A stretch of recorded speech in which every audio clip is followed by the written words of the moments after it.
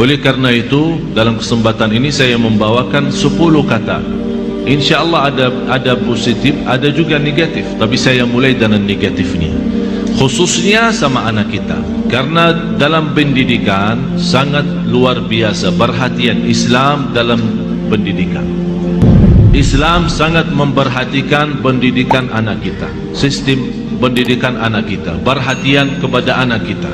Karena ini semuanya pengaruh, semuanya pengaruh. Ucapan kita, berlaku kita di hadapan anak kita. 10 kata yang merusakkan perasaan dan hati anak kita. Yang pertama, kita suka mencaci maki anak kita.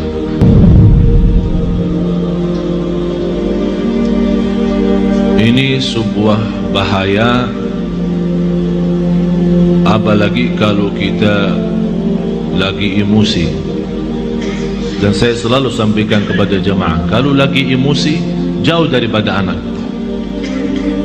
jauh. Jangan jadikan anak korban. Saya tidak enak membawa ucapannya karena kita di dalam masjid, tapi ada banyak yang saya heran mengucapkan kata-kata yang saya malu sampaikan. Sama siapa? Sama anaknya sendiri. Kalau sama orang lain kita malu mengucapkan, apalagi sama anak kita.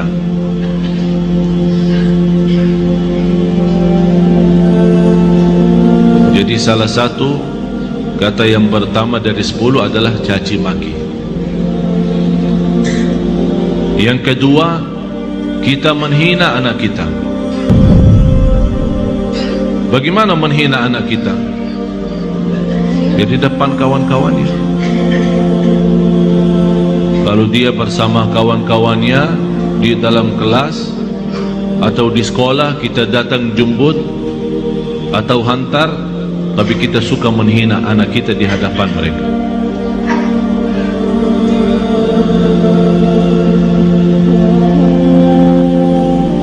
Malah ada yang pernah berkata, saking menghina anaknya, saya heran bagaimana bisa punya anak seperti kamu. Apalagi di depan orang, di depan kawan-kawannya. Bisa di saat itu anak kita tidak nangis, tapi sudah mati rasa, sudah mati rasa. Akhirnya menjadi hati kecil. Susah kita bina untuk menjadi anak salih-salihah karena kita sudah hancur duluan, sudah kita hancurkan duluan. Itu yang saya selalu sampaikan. Itulah namanya durhaka orang tua kepada anak sebelum anak durhaka kepada orang tua. Atau kalau dia punya saudara banyak, jangan menghina. Kalau ada sebuah berlaku yang tidak bisa kita terima, kita bisa nasihati dengan cara yang baik, bukan di depan orang. Karena itu namanya nasihah, bukan fadihah. Nasihah adalah mengingatkan dengan cara yang baik, tapi fadihah membukakan aibnya di hadapan orang. Alasannya, niat saya menasihatin.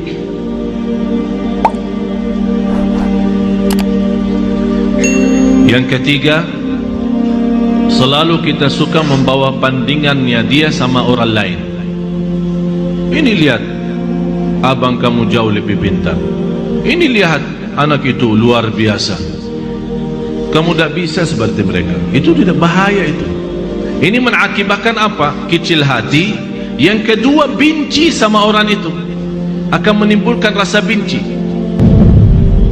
Jadi akan selalu berlawan.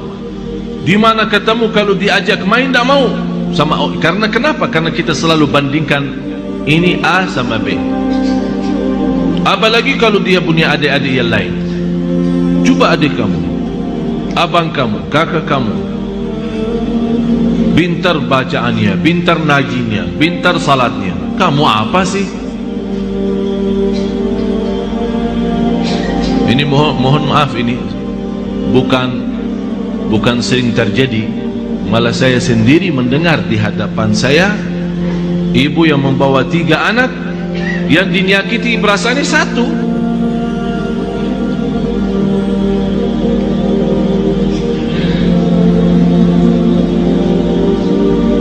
Bahaya lidah itu, bahaya. Jadi jangan kita membandingkan anak sama orang lain. Mohon maaf, kita yang dewasa aja, kalau ada orang membandingkan kita sama orang lain, kita tersinggung, apalagi anak kita. Kita ada yang dewasa yang sudah faham, mengerti, bisa mengerti maksudnya orang, bisa mengerti tujuannya orang, kita bisa tersinggung, apalagi anak kita. Yang keempat, cinta dengan syarat. Aku cinta kamu, tapi syaratnya begini. Jadi seolah-olah kita tunjukkan kepada anak kita, kalau ibu tidak sayang begini aja, ikhlas dan sayang. Tidak cinta ikhlas, tapi cinta kalau kamu salat. Aku cinta kalau kamu ngaji. Aku cinta kalau kamu diam. Aku cinta kalau kamu tidak nonton TV. Berarti itu namanya cinta dengan syarat-syaratnya. Kalau mau cinta ya cinta, tidak usah pakai syarat. Tidak usah pakai syarat-syaratan. Ini anak kita. Mau cinta ya cinta. Cinta yang normal, kasih sayang, yang wajar dan yang wajib bagi kita sebagai orang tua, memberikan kasih sayang dan rasa cinta kepada anak kita. Kalau kita yang tidak menunjukkan rasa cinta kepada anak kita, dia akan lama-lama melarikan diri kepada orang lain. Memang mohon maaf Bapak Ibu, bisa anak kita karena dia kecil tidak mengerti menyampaikan perasaannya, tapi dia mampu menyampaikan perasaannya dari hal berlakunya. Begitu dia melihat seorang yang memberikan perhatian dan kasih sayang, biarpun orang itu bukan keluarganya, orang jauh, begitu dia ketemu orangnya, dia malah lari, belok orang itu. Sepertinya kehilangan rasa sayang di rumahnya. Dan banyak saya perhatiin anak-anak yang datang kepada saya begitu melihat anaknya sambil peluk dan cium saya bilang dalam hati saya, kasihan, kehilangan rasa cinta dan sayang dalam rumahnya. Yang kelima, kita menyampaikan kepada anak kita info-info atau informasi yang salah. Maksudnya apa informasi yang salah? Laki-laki tidak boleh nangis. Siapa yang bilang? Bapak-bapak nangis enggak? Nangis kan? Berarti salah kita berkata sama anak kita, kalau laki-laki tidak boleh nangis. Siapa yang bilang? Biarin dia nangis. Kalau dia nangis, ayo nangis lagi sayang. Bukan laki-laki tidak boleh nangis. Itu membuat apa? Mengakibatkan sakit jiwa. Karena setiap dia mau nangis, dia bertahan. Alasannya informasi yang salah, laki-laki tidak boleh nangis. Akhirnya dia tahan-tahan, menjadi beban, lama-lama sakit jiwa. Betul, ini betul. Jangan dianggap tidak terlalu. Terlalu.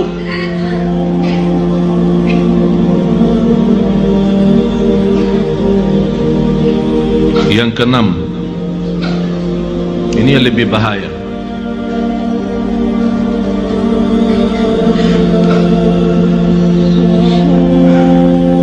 Kita selalu memberikan ancaman.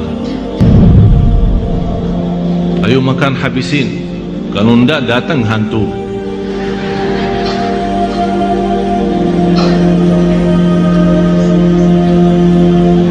Mau tidur enggak? Kalau kamu tidak tidur, nanti datang hantu, temenin.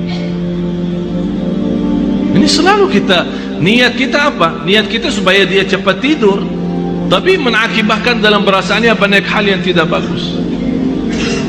Padahal anak kita dari sisi psikologi jiwa dan akal, dari usia 2 tahun sampai 6 tahun dia mampu menguasai 7 bahasa. Ini bukan sembarangan. Ini ada orang keahlian psikologi akal dan jiwa membuktikan anak dari usia 2 tahun sampai 7 tahun Kalau diberikan perhatian sepenuhnya, dia mampu dari sisi psikologi, akal dan jiwa, mampu menguasai 7 bahasa. Bahasa kita, bahasa daerah, bahasa Arab, bahasa Inggris, terserah, 7 bahasa.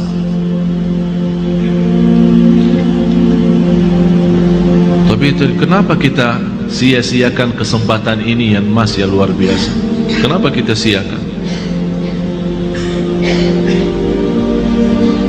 Yang ketujuh,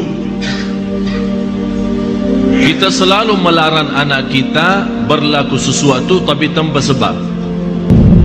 Artinya tanpa menjelaskan kenapa. Tak boleh ini. Dia minta sesuatu, tidak ada. Saya mau ke sana, tidak boleh. Saya tidak ada, diam sini.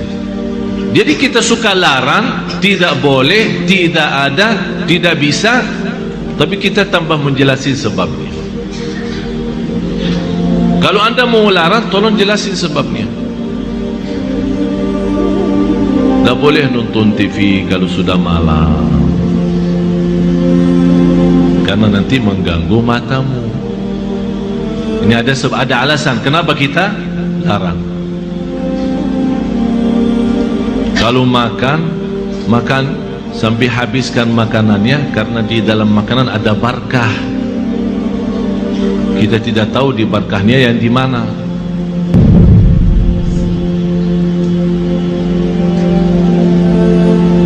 Jangan nonton TV, ayo sana tidur. Ibunya megang remote, teng teng teng.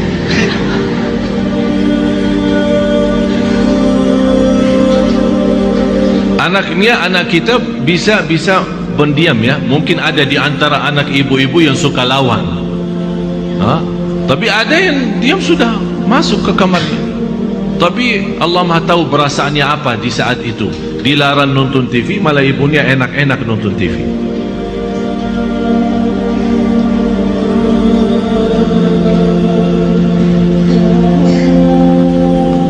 Banyak hal Bapak Ibu yang perlu kita perbaiki. Banyak. Kalau kita memang ingin bukan hanya doa mengharapkan anak saleh salihah, tapi ada contoh baik, ucapan yang baik. Yang ke-8,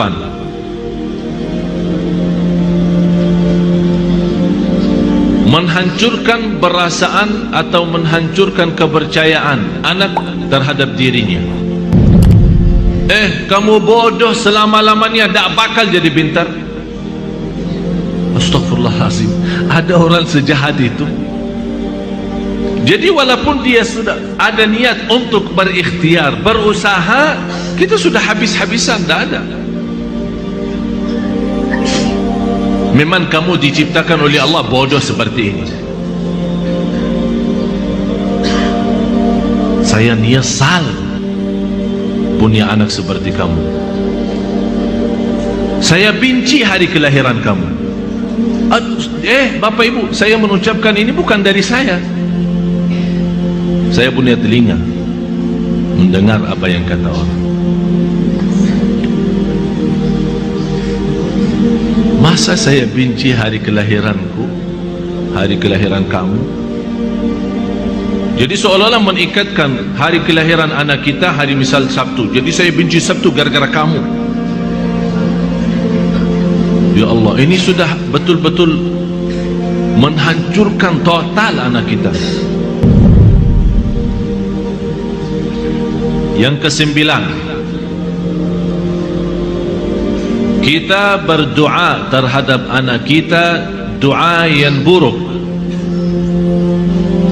Saking kesal perasaan kita sama anak kita, dan dia keluar dari rumah tanpa minta izin dan ridha kita, langsung kita, mudah-mudahan kamu celaka. Rasulullah sallallahu alaihi wasallam melarang orang tua mendoakan anaknya buruk. Kalau terjadi diijabah doanya akan nyesal, kata Rasulullah.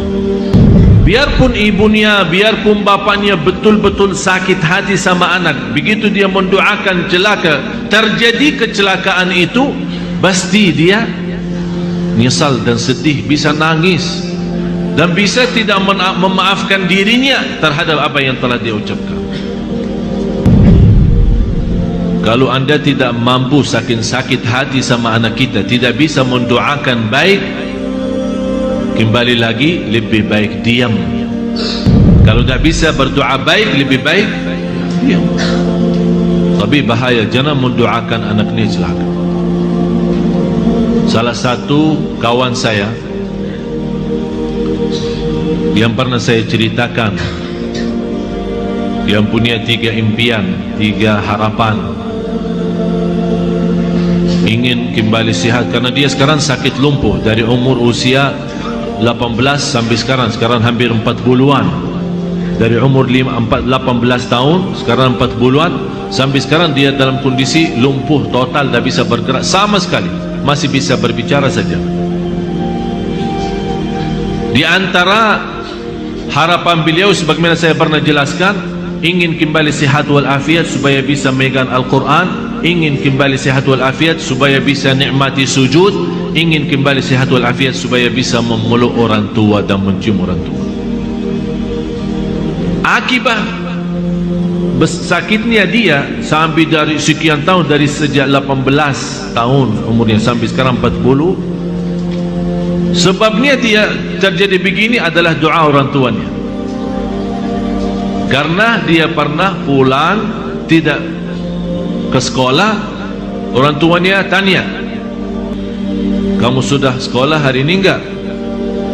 Setahu saya sudah antar ke sekolah, tapi saya dapat informasi kamu tidak masuk, malah kamu larikan diri sama kawan-kawan kemana. Kata anaknya, bohong yang bawa fitnah itu. Saya sudah ke sekolah. Ya, namanya anak-anak mau larikan diri dari tanggung jawab orang tuanya, dia bohong. Lebih baik berbohong, katanya. Apa kata ayahnya? Kalau kamu bohong, mudah-mudahan celaka hari ini. Pergi sama kawan-kawan, ini cerita sendiri dia menceritakan. Pergi sama kawan-kawannya kepada satu tempat hiburan yang ada kolam renang. Kemudian dia naik sebuah tempat tembok yang agak lumayan tinggi. Kemudian mau loncat ke dalam kolam itu. Begitu dia loncat, kepalanya kena. Padahal lantai bawah terlalu dalam, tapi kok bisa kena. Kepalanya terputus salah satu saraf di bagian lehernya, mengakibatkan lumpuh total, tidak bisa bergerak sama sekali. Orang tuanya menyesal karena telah mendoakan seperti itu. Tapi kata anaknya, bagi saya nikmat besar doa kecelakaan ayah saya. Kenapa? Karena dengan doa dalam kondisi ini baru saya bisa kenal Allah lebih dalam, dan alhamdulillah beliau sudah menghafal Al-Quran 30 juz. Dalam kondisi itu tak pernah berhenti salat malam. Dan Masya Allah, setiap di sana sini, dari masjid ke masjid, memberikan ceramah. Dalam dia dibawakan dengan kursi roda yang tidak bisa duduk. Dia dibuatkan kursi roda khusus, miliknya kayak milik tempat tidur, karena dia tidak bisa duduk, tapi masih bisa berceramah. Saya kemarin berusaha untuk mengundang beliau datang kemari, tapi masih kita harap mudah-mudahan bisa. Dan kemarin beliau mengundang saya acara pernikahannya. Subhanallah, ibu saya menceritakan istrinya cantik luar biasa. Sampai orang bertanya sama istrinya, apa yang kamu harapkan sama seorang seperti ini keadaannya? Dia berkata, saya harap masuk surga lewat si Abdullah ini. Jadi saya tidak harap apa-apa, tapi saya harap bantu dia seikhlas-ikhlasnya. Saya yang akan bersihkan, saya yang akan rapikan, saya akan bagi bajunya sama semua, karena saya harap lewat dia masuk surga.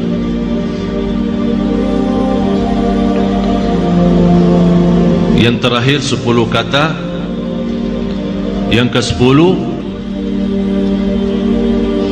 kita suka membongkar dan membuka aib anak kita di hadapan orang lain.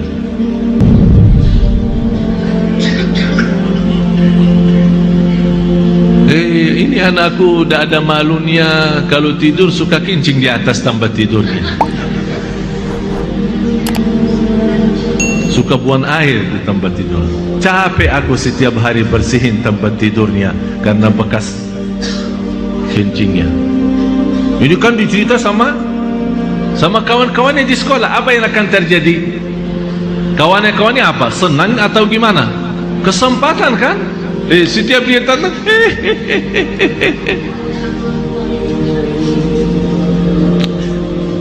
Astaghfirullahaladzim. Kita istighfar.